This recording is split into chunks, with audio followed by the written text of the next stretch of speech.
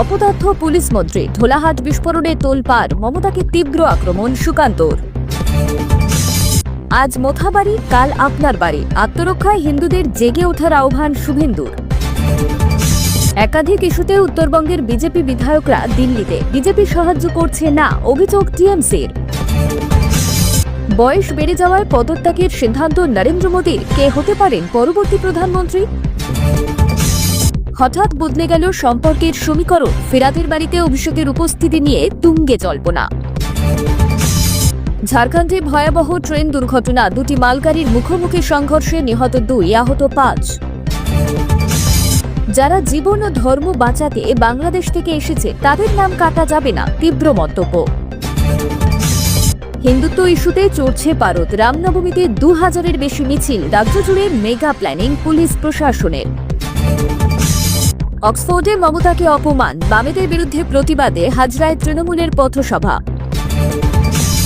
বুধবার থেকেই ধেয়ে আসছে বৃষ্টি, ঝোড়ো হাওয়ায় নিমেষে বিদায় নেবে দাবদাহ।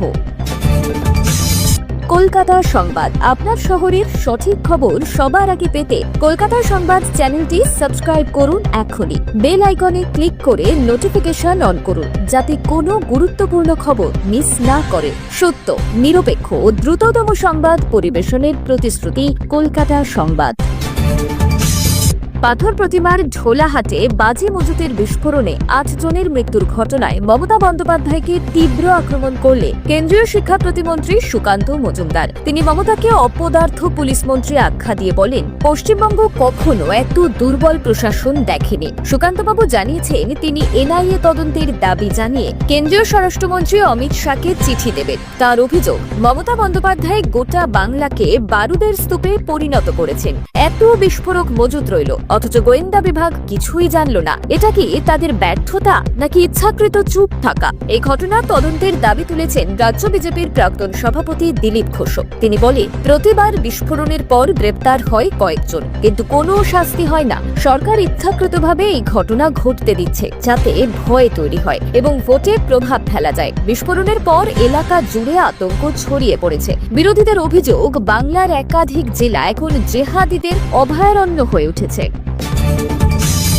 6 এপ্রিল থেকে শুরু হতে চলা রামনবমী উদযাপনে রাজ্যের সমস্ত ব্লকে শোভাযাত্রার প্রস্তুতি নিচ্ছে রাষ্ট্রীয় স্বয়ংসেবক সংঘ আরএসএস ও বিশ্ব হিন্দু পরিষদ ভিএইচপি। এই কর্মসূচির মাধ্যমে 3 কোটিরও বেশি হিন্দুকে একত্রিত করার লক্ষ্য নির্ধারণ করা হয়েছে। বঙ্গ বিজেপির দাবি, এই শোভাযাত্রা বাংলাদেশে হিন্দুদের উপর হামলা এবং তৃণমূলের তুষ্টিকরণের রাজনীতির বিরুদ্ধে প্রতীকী প্রতিবাদ। বিজেপির রাজ্য সভাপতি সুকান্ত মজুমদার বলে, বাংলাদেশে যা ঘটছে তা বাংলাতেও ঘটতে পারে যদি এখনই প্রতিরোধ না করা হয়। মালদার মোথাবাড়ির সাম্প্রতিক ঘটনার প্রসঙ্গ টেনে শুভেন্দু অধিকারী বলেন, আজ মোথাবাড়ি, কাল আপনার বাড়ি, হিন্দুদের আত্মরক্ষায় জেগে ওঠা দরকার। তৃণমূল থাকলে রামায়ণ মহাভারত নিয়েও কথা বলতে পারবে না। তিনি কাঁথিতে মিছিল করে হিন্দু এলাকায় তৃণমূল নিষিদ্ধ করার দাবি জানান। এদিকে তৃণমূল সাংসদ সৌগত রায় বিজেপির বিরুদ্ধে সাম্প্রদায়িক মেরুকরণের অভিযোগ এনে বলেন, বিজেপি ধর্মকে অস্ত্র করে বাংলার সম্প্রীতি নষ্ট করতে চাইছে।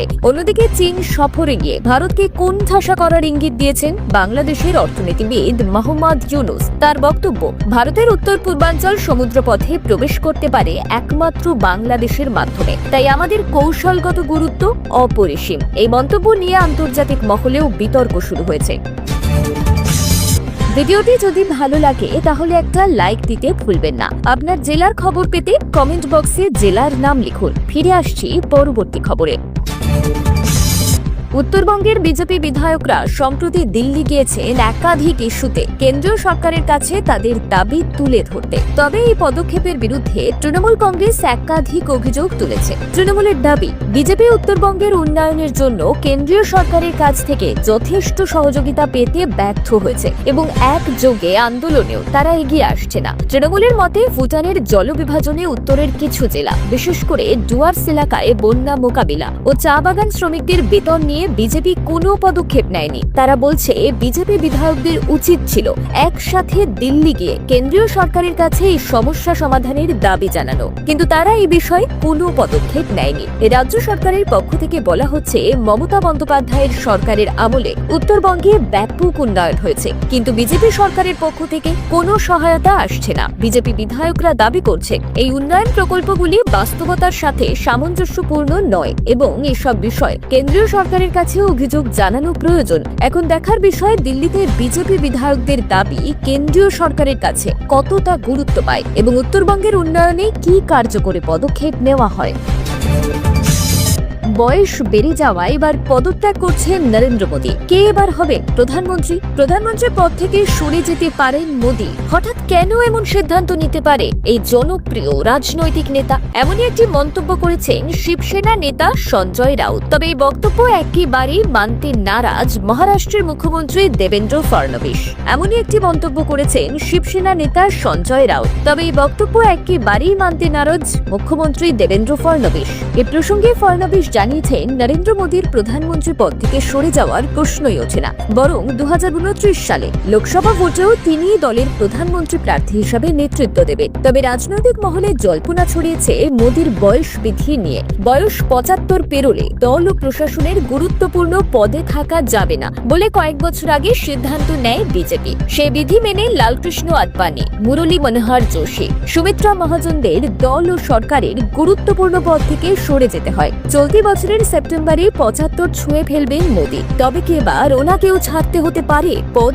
ফডনবিস সহ অনেক নেতাই অবশ্য দাবি করেছেন 75 বিধি বলে কিছুই নেই। সরে যাওয়ার ব্যাপারে মোদীও এখনো স্পষ্ট কোনো আভাস দেননি। তবে গত বছর হরিয়ানা বিধানসভার নির্বাচনের প্রচারে মোদী সেভাবে তৎপর না থাকায় এখন প্রশ্ন হলো মোদী সরে গেলে কে হতে পারে দলের প্রধান মুখ? রাজনৈতিক মহলের একাংশের মতে উত্তরসূরি হিসাবে তেমন নেতাকেই বাঁচতে হবে যিনি মোদীর থেকেও কট্টর হিন্দুত্ববাদী হবেন। এক্ষেত্রে এগিয়ে রয়েছেন অমিত শাহ এবং যোগী আদিত্যনাথ। বঙ্গ রাজনীতিতে অভিষেক বন্দ্যোপাধ্যায় এবং ফিরহাদ হাকিমের সম্পর্ক নিয়ে গত কয়েক মাসে নানান গুঞ্জন শোনা গিয়েছিল। বিশেষত তৃণমূলের অন্দরে নবীন প্রবীণ দ্বন্দ্বের বিষয়টি ছিল আলোচনার কেন্দ্রবিন্দু। তবে গত ঈদের দিন অভিষেক কলকাতার মেয়র তথা রাজ্যের পুরমন্ত্রী ফিরহাদ হাকিমের বাড়িতে গিয়ে সব জল্পনায় জল ঢেলেছেন। অভিষেকের উপস্থিতি রাজনৈতিক মহলে তুমুল আলোচনার জন্ম দিয়েছে, বিশেষ করে 2026 সালের বিধানসভা নির্বাচনের আগে। মাসখানেক আগে অভিষেক নিজেই দলের একতাবদ্ধ হয়ে ভোটে ঝাঁপানোর বার্তা দিয়েছিলেন। তবে ফিরহাদের বাড়িতে অভিষেকের উপস্থিতি এই মুহূর্তে রাজনৈতিক বিশেষজ্ঞদের কাছে অত্যন্ত তাৎপর্যপূর্ণ। অতীতের সম্পর্কের উত্তাপ এবং অভ্যন্তরীণ দ্বন্দ্ব দূরে রেখে এই সাক্ষাৎ কি নতুন রাজনৈতিক সমীকরণের সূচনা? রাজনৈতিক বিশ্লেষকরা মনে করছেন অভিষেকের এই উপস্থিতি তৃণমূলের অভ্যন্তরীণ রাজনৈতিক বাস্তবতার দিকেই ইঙ্গিত দেয়। অভিষেক কিন্তু সব ধরনের অনুষ্ঠানে যান না, তবে এই উপস্থিতি নতুন রাজনৈতিক পরিস্থিতির ইঙ্গিত হতে পারে।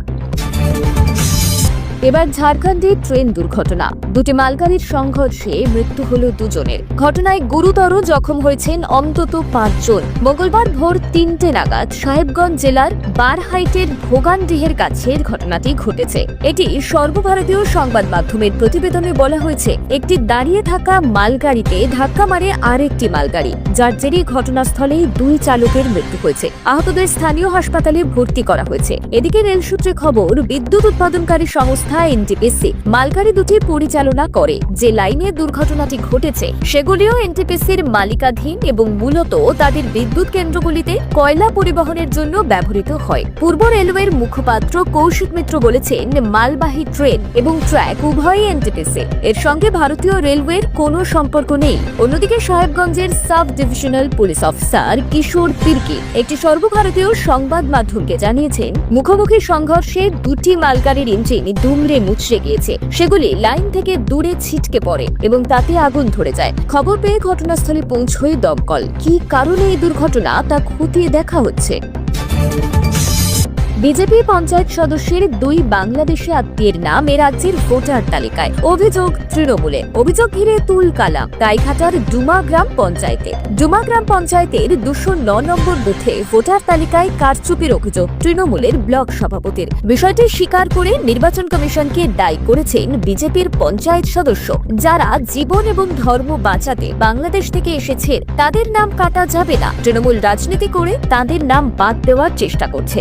দাবি বিজেপি জেলা নেতৃত্বের। বাংলাদেশের বাসিন্দা, সেখানকারই ভোটার, অথচ নাম রয়েছে ভারতের ভোটার লিস্টেও। সম্প্রতি এমন একাধিক অভিযোগ সামনে এসেছে পূর্ব বর্ধমানে। কারো বাবা তো কারো স্বামী, তারা যে বাংলাদেশের ভোটার ও বাসিন্দা সেটা ক্যামেরার সামনে স্বীকারও করে নিয়েছেন পরিবারের সদস্যরা। এমনও দেখা গিয়েছে এক ব্যক্তির ছেলে হিসেবে যার নাম রয়েছে তিনি আসলে তার ছেলেই নন। আবার বাংলাদেশ থেকে এক নামে এসে এ রাজ্যে আর এক নামে ভোট দিচ্ছে।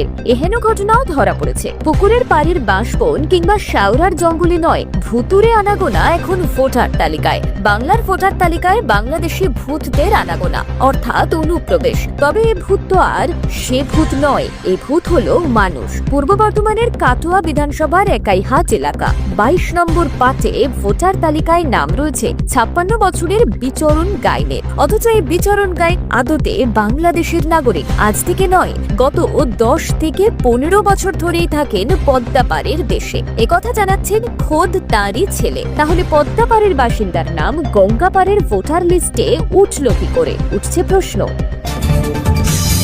6 এপ্রিল থেকে শুরু হওয়া রামনবমী উদযাপনে রাজ্য জুড়ে 2000-এর বেশি মিছিল এবং শোভাযাত্রা অনুষ্ঠিত হতে চলেছে। রাষ্ট্রীয় স্বয়ংসেবক সংঘ RSS এবং বিশ্ব হিন্দু পরিষদ VHPর মতন সংগঠনগুলি এই বছর 3 কোটিরও বেশি হিন্দুকে একত্রিত করার লক্ষ্যে প্রস্তুতি নিচ্ছে। বিজেপি নেতারা দাবি করেছেন এই মিছিলগুলো বাংলাদেশে হিন্দুদের উপর হামলার প্রতিবাদ এবং তৃণমূল সরকারের তুষ্টিকরণের রাজনীতির বিরুদ্ধে একটি প্রতীকী প্রতিবাদ। এদিকে রাজ্য পুলিশের পক্ষ থেকে সাম্প্রদায়িক অশান্তি এড়ানোর জন্য সতর্ক ব্যবস্থা নেওয়া হয়েছে। এডিজি আইন শৃঙ্খলা জাভেদ সামিন বলেছেন, জনগণকে গুজব বা উস্কানির শিকার না হওয়ার জন্য সতর্ক থাকতে বলা হয়েছে। কিছু জায়গায় সাম্প্রদায়িক অশান্তি সৃষ্টির উদ্দেশ্যে পরিকল্পনা করা হয়েছিল, যার বিরুদ্ধে ইতিমধ্যেই কঠোর পদক্ষেপ নেওয়া হয়েছে। রাজনৈতিক মহলে চরম উত্তেজনা বিরাজ করছে, কারণ রামনবমী উদযাপনে হিন্দুত্ব ইস্যু এক নতুন মাত্রা নিয়ে সামনে এসেছে। বিজেপি নেতারা দাবি করছেন হিন্দুদের জেগে ওঠার সময় এসেছে, আর তৃণমূল নেতারা বিজেপির এই প্রচেষ্টার বিরুদ্ধে সোচ্চার হয়েছে। অক্সফোর্ডের কেলগ কলেজে মুখ্যমন্ত্রী মমতা বন্দ্যোপাধ্যায়ের ভাষণ ঘিরে বিতর্ক সৃষ্টি হয়েছে। স্টুডেন্টস ফেডারেশন অফ ইন্ডিয়া অর্থাৎ SFI যুক্তরাজ্য শাখা অভিযোগ করেছে, মমতা বন্দ্যোপাধ্যায়ের ভাষণে বেশ কিছু মিথ্যে দাবি করা হয়েছে। তাদের প্রতিবাদ হিসেবে তৃণমূলের ফিয়ারলেস টিম সোমবার হাজরা মোড়ে পথসভা করে। এই পথসভায় তৃণমূল নেতা সৌরভ দাস অভিযোগ করে, অক্সফোর্ডের মঞ্চে বাম দলগুলো নারীদের ক্ষমতায়ন নিয়ে মিথ্যাচার করেছে এবং CPIM এর নেতাদের তীব্র সমালোচনাও করে। রিজু দত্ত মমতার প্রকল্পগুলির প্রশংসা করেন, বিশেষ করে 34 বছরের লাল চোখ দেখানো হারমাদ দলকে হারানোর জন্য। তৃণমূল নেতাদের মতে মমতা বন্দ্যোপাধ্যায়ের অপমানের বিরুদ্ধে রাস্তায় নেমে প্রতিবাদ করা উচিত। সৌরভ দাস বলেন, মায়ের অপমান হলে বাড়িতে বসে থাকা যায় না। তবে এ বিষয়ে বামপন্থীদের তরফে এখনো কোনো প্রতিক্রিয়া পাওয়া যায়নি। এটি রাজনৈতিক মঞ্চে তীব্র বিরোধিতার প্রতীক হয়ে দাঁড়িয়ে রয়েছে। তবে পরিস্থিতি পরবর্তী পদক্ষেপের ওপর নির্ভর করবে।